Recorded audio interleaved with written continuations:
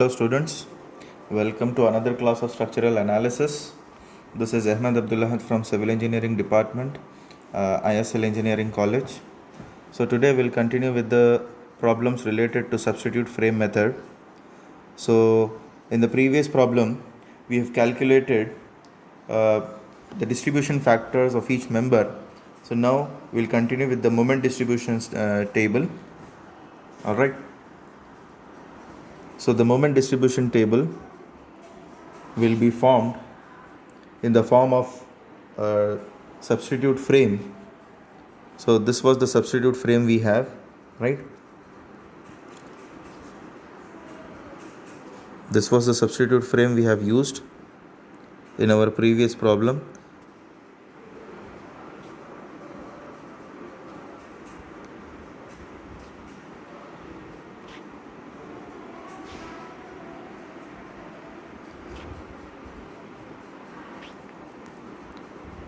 So this was the frame, and we have named those frames as A, B, C, D. This point as A, this point as B, and this point is C, and this point is D. And along with that, we were calculating about the moment at this location, isn't it? So what is the UDL? What is the live load acting on the span? The live load was given to us in the question, that is the dead load was 20 kilonewton per meter, and live load, another live load was acting at this location, that is 12 kilonewton per meter. So with respect to these loads, we have calculated all the fixed end moments in the step 1. Then later on, we have calculated the distribution factors of each member. Then now we'll be forming the moment distribution table now. And the moment distribution table to be done for 2 cycles. So I'll write here moment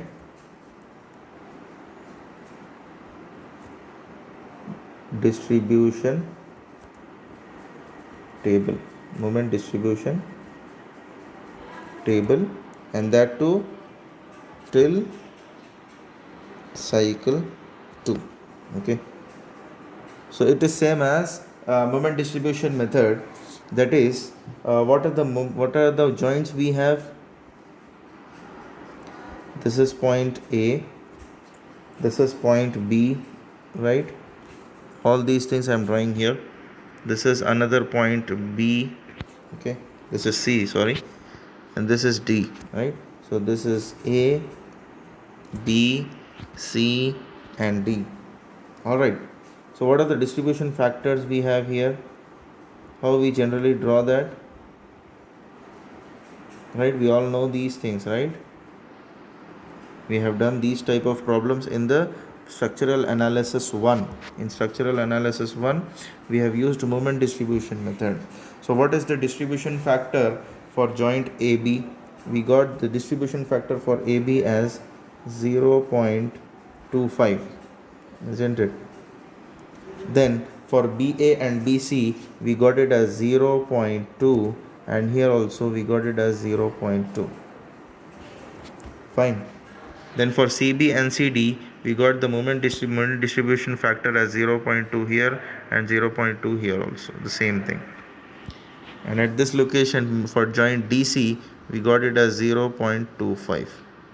These are the distribution factors. What are these values? These are distribution factors. So after this one, we've got moments, fixed end moments. That is for AB, we got it as minus 60 moment distribution. For AB as minus 60 fixed end moments, then plus 60 here, then we have here minus 90 and plus 90 here. For MFAB, MFBC and MFCB is minus 90 and plus 90 respectively, whereas for MFCD and MFDC it is minus 60 and plus 60. Minus 60 and plus 60. These are our fixed end moments. These are fixed end moments, right? So now we have to start the balancing process. We all know how to balance this one, right? So how to balance this one? See here also from a to we have only minus 60. So if you simplify this one, minus 60, I'll write here minus 60 will convert the sign to plus 60. In moment distribution method we used to do the same thing, right? Plus 60. Now you multiply with the distribution factor, that is 0.25. if you multiply 60 into 0.25, you'll get the value as 15. Okay, next we have these two values. Okay, these two values is plus 60 minus 90. So if you solve this one, you will get the value as minus 30, right? So minus 30, convert the sign to plus 30. Now you multiply this value into 0.2 and 0.2, you will get the value of this as 7.2 and 7.2. Okay, so this is 7.2 and 7.2. Similarly, here also you will get the same thing, but here it is 90 minus 60, you got the value as plus 30. So what you have to do, we have to convert the sign to minus 30 since we are balancing. So here what happens, you will get minus 7.2 and here also you will get minus 7.2. Similarly, 60 into 0.25, you will get it as minus 15. Since it is positive, you have to change the sign. So this step is said to be your balancing, right? This is your balancing step. So after balancing, what we do, we take carry over moment. We go for carry over moment. That is carry over moment. So how to do carry over moment? See here, I'll give this value towards this side and give this value towards this side, 50% of the value. That is, here you will be having 3.6 and here also you will be having 3.6. Sorry, 15 divided by 2 is 7.5. So 7.5. Similarly, what happens here? I'll give this value here and take this value here. So here 7.2 divided by 2 is minus 3.6 at this location and plus 3.6 at this location.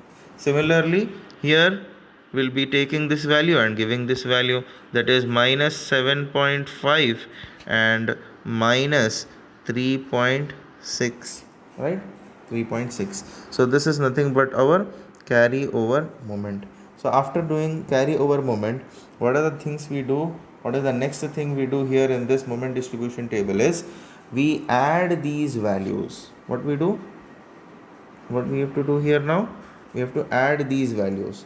So if you add these values, that is minus 60 plus 15 plus 3.6, you will get it as minus 41.4. How much you got? Minus 41.4. Similarly, if you add 60, 7.2 and 7.5, you will get the value as 74.4. How much? 74.4. Similarly, if you add these values, 97.2 minus 90 plus 7.2 minus 3.6, you will get the value as minus 92.4. Minus 92.4.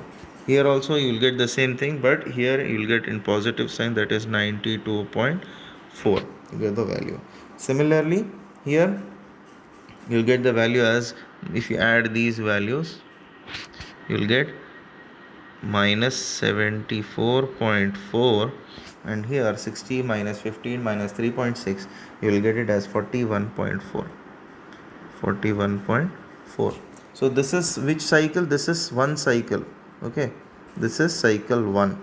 Okay, the same thing we are doing in moment distribution method. Just what we are doing here is we are adding in the first step itself, that is fixed end moment, and balancing also we've carried out. After that, carryover moment is also incorporated. Now we are adding all the values. Now this is the value, this is cycle 1, which is over, right? Now what we have to do now, again the same thing we'll do, that is 41.4 into 0.25. 41.4 into 0.25. 41.4 into 0.25, that is 10.3 0.35. Okay, since it is minus, so again what I'm doing here, I'm starting balancing here, balancing. So since it is minus, so my value will be 10.35. now here we have to add these two values. You will get the value as 74.4 minus 92.4. You'll get the value as minus 18. So you'll get the value as minus 18. Convert this value to plus 18 and multiply it with the 0.2 and 0.2, both the distribution factors. You'll get the value here as 3.6 and 3.6.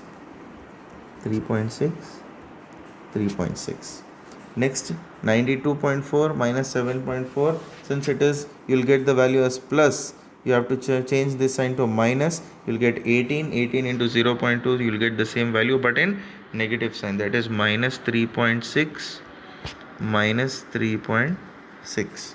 Later on, here 41.4 into 0.24, which minus, so 10.35. This is again a step of balancing. So after, as soon as you balance the values, what you have to do, we have to shift these values here, right? You have to give these values. That is 3.6 divided by 2 is 1.8. 1.8. 10.35 divided by 2 is 5.8. Similarly, 3.6 divided by 2 minus 3.6, so 1.8. This value to be taken here, this value to be given to the neighboring support, that is plus 1.8. This is plus 1.8. Similarly, 10.35 to be shared with the neighboring support, that is 5.8, 50% only. Then here we have minus 3.6. Minus 3.6. This step is said to be my carryover moment. Now after doing carryover moment, we have to add again all these values. That is, we have to add from here again 41.4, 10.35 and 1.8. If you add these values, you will get the value as here minus 29.25. If you add these values 74.4, 3.6, 5.8, you will get the value as 83.18. 83.18. Don't add from the top, okay? Don't add from the top, add from here, okay? 83.18. Then here we have minus 90.6, this value and this value. Then we have here also plus 90.6 minus 83.18, and here you'll get plus 29.25. so this is the next cycle, that is this is said to be your cycle 2. So these values will be considering in our calculation, that is these values whatever I have marked in another color, that is nothing but the values which we will be considering while calculation of moments. Okay, now we are heading towards the final step of the problem, that is final moment.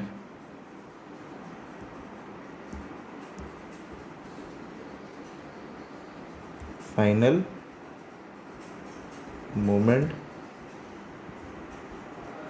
calculation for span BC. Okay, this is what he asked us to calculate, right? So what we have to do here, moment at center of BC, moment at center of BC is equal to bending moment at center minus moment got in second cycle, moment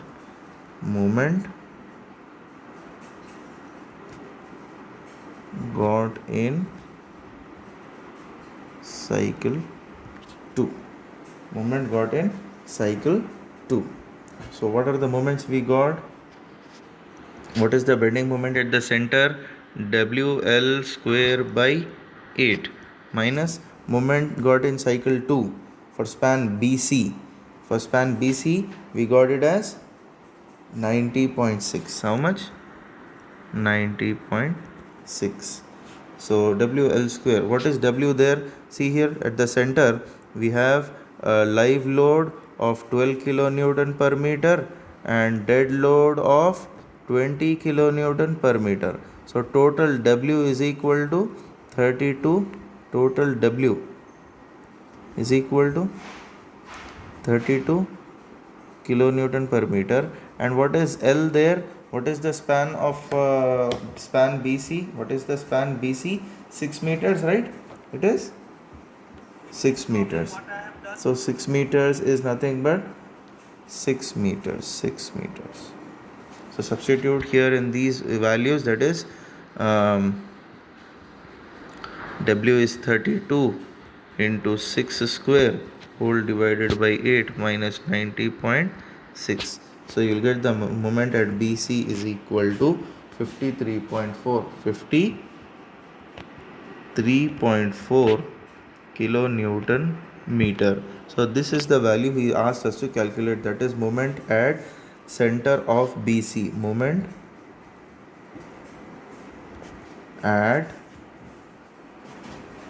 center of BC. Okay. Similarly, if they ask you to calculate moment at another location,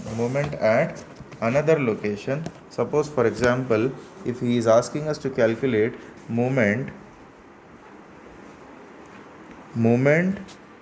at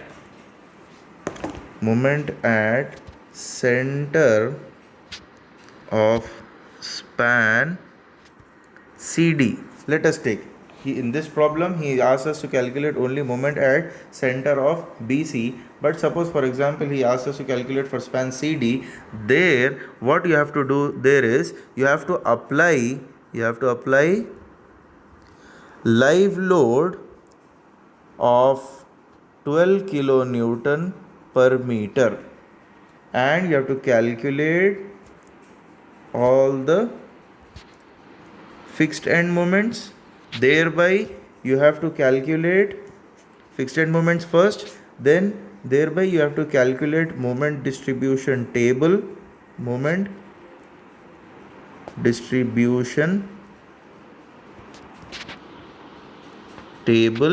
then after that, after till cycle 2, then you have to apply this formula. That is apply bending moment formula, that is WL bending moment at center minus bending moment value at cycle 2.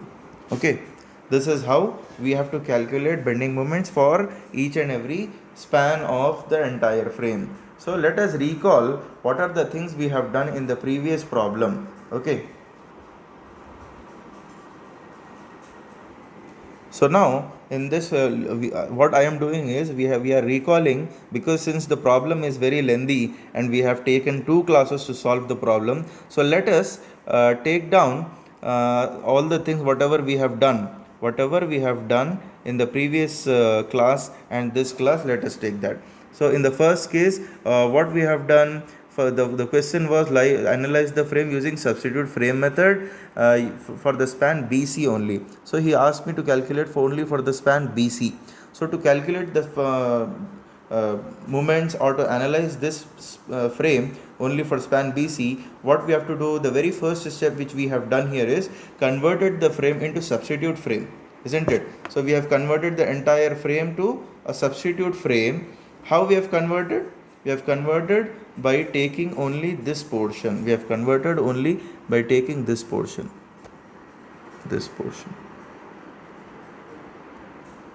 So we have taken this portion totally, since BC is falling here in between, so that is why we have taken the entire portion. This is what we have done here. This was the step 1, wherein we have converted the entire frame to substitute frame, and now in this frame what we have done, whatever the dead loads acting over the span, that is a horizontal span A, B, C, D, we have taken all the dead loads. What is the dead load? Dead load was 20 kilonewton per meter. Dead load we have added. Now after that one we have gone for live load. So live load has to be considered only for the calculation of that particular span. Suppose for example, if the questioner or examiner asked me to calculate for span CD, then what I would have done, I would have placed this 12 kilonewton load at CD only, not on BC. This is very important step in this substitute frame method. That is, whatever span he is asking us to calculate, we have to place this particular load, especially the live load, on that particular span on which we are calculating our moments, final moments. Okay, so in the second step, as we have applied all the UDL, the live load and dead load, we have went for the second step, that is fixed end moments. We have calculated fixed end moments. So fixed end moments we have calculated. So fixed end moments is very simple how to calculate. We have seen all these formulas very long back, right? So minus WL square by 8, all these formulas, we know all these things, right? So we have calculated all these fixed end moments for AB, BC, BA, then BC, CB, all these values we have taken, right? We have calculated all the fixed end moments. Then the next important step after the calculation of fixed end moments is distribution factor. Okay, distribution factor to be taken care very carefully. That is, you can see here how many members are connected to joint A. All those members we have to add, that is AB, AE and AE, all the members to be properly taken care of. That is very important. Okay, so AE, all these values to be taken. Members which are connected to particular joint has to be taken, and their respective relative stiffness to be taken very carefully. Okay, and spans are also given in the question. Take down those things very carefully. And total relative stiffness is the summation of all these values, summation of I by 6, I by 4, I by 4. So you'll get 0.666. So how to calculate distribution factor? K by sigma K is nothing but your distribution factor. So distribution factors also we have calculated. Then after that we went for joint B, then for joint C, then ultimately we went for joint D. So all the moments we have calculated, that is distribution table we have distribution factors we have taken. Now those distribution factors to be taken care in our moment distribution table. So how many horizontal members we have taken, that is AB, BC and CD in our moment distribution table. So AB, this value, then BC, then we have CB, then we have CD or DC, right? CD or DC. So these values we have taken in our moment distribution table. You can see here, this was the moment distribution table in which we have calculated all the cycles. We have done three or two cycles in each step. That is, we have taken the distribution factor for joint A, distribution factor for joint BA and BC, BC and BA. These are the distribution factors. Then after that we have gone for joint C. The distribution factor for joint C is has been calculated as, for CB, CD it is 0.2, 0.2. Why we got all the values same here? Because it is a symmetric frame, right? All the horizontal distances are same, vertical distances are also same, and even the sizes of columns, that is the lower columns and the upper columns, are also same. That is why we got all the values symmetric. That is, this value, if you observe here you got minus 29.25, and here minus 29.25, and here you got plus 29.25. So because of the symmetric nature of the frame, we got the values as symmetric values. Okay, here we got minus 90.6, here you got plus 90.6. So how we have done these things, this is very important. This step is very important. That is, after writing your fixed end moments, the next thing which we have to do is balancing. After balancing, carryover moment to be taken care of. then in this is the place where we are making difference between moment distribution method and substitute frame method. That is, we are adding these values here itself in the first cycle. So we are naming these values are moments at cycle 1, moments at cycle 1, moments at cycle 1. Now again what we are doing in our problem, we are again trying to resolve this one to get the final or ultimate values of our moments at different joints. So cycle 1, cycle 2, cycle 1, all the values we have added. From where we have added? From this value 60, 15 and 3.6. If you add these values, you will get 41.4. Alright, nextly what we have done, all the values we have gone here, right? These values are there with us. Now after this one, again we have done balancing, that is nothing but our new cycle, that is cycle 2. After cycle 1, again we are doing the balancing for the same values. So what we have done here, we have done balancing for this value, that is 41.4, again multiply with the distribution factor but in opposite sign. So we have added that one, we got 10.35, 3.6, and along with that we got 3.6 minus 3.5 and all these values. So depending upon these values, these balancing values, we have given carryover moment.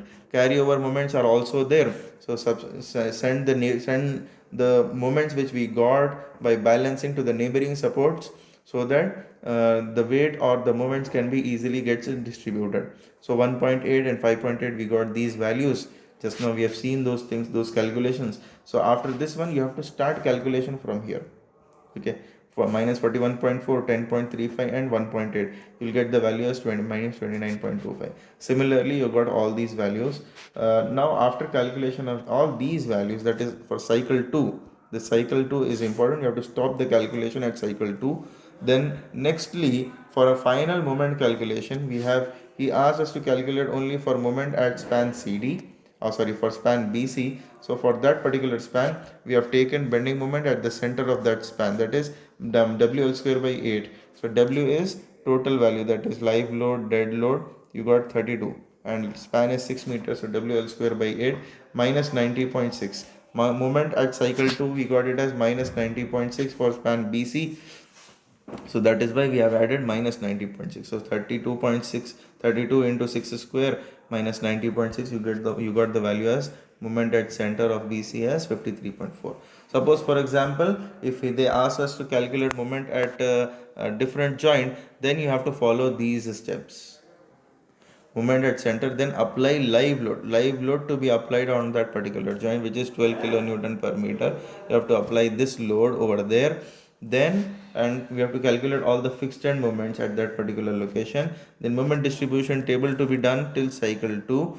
Then after that we can apply this formula, whatever the formula we have applied here, we can apply that formula to get the value of final moment at that particular joint. Okay, hope you have understood this method, that is substitute frame method. This is very important method, and this method is actually used to calculate the approximate values of moments, not exact values, because many times, as I told you, we have to go for approximate values. So for approximate values, we have to do some minimum calculations. That is why it is known as approximate method of analysis.